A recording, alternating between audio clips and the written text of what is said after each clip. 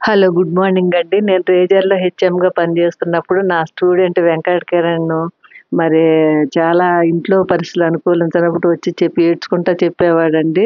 నేను వెంకట కిరణ్ పక్కనే కూర్చోబెట్టి ఇంటికెళ్ళి వాళ్ళ నాన్నగారికి కౌన్సెలింగ్ ఇచ్చి వచ్చేదాన్నండి. మరి నా పక్కనే కూర్చోబెట్టి చదివించుకోవటం జరిగిందండి.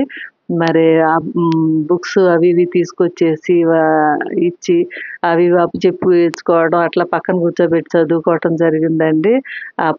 బాగా పట్టుదల కలిగినటువంటి స్టూడెంట్ వెంకట కిరణ్ అండి. ఈ ఇటీవల కాలంలో మరి టీపీబీఓగా సెలెక్ట్ అయ్యి మన సత్తుపల్లి మున్సిపల్ ఆఫీస్‌కి రావటం జరిగిందండి. ఆ సందర్భంగా నా దగ్గరకొచ్చి స్వీట్స్ అయి తీసుకొని రావటం జరిగింది.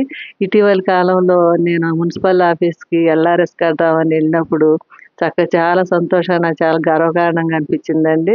తన సీట్ దగ్గరికి తీసుకెళ్ళి వాళ్ళ సార్ రాజుగారిని పరిచయం చేశారండి. చాలా గర్వంగా గ్రేడ్ 1 పోస్ట్‌లో సెలెక్ట్ అవ్వటం ఇంకా సంతోషంగా అనిపించింది.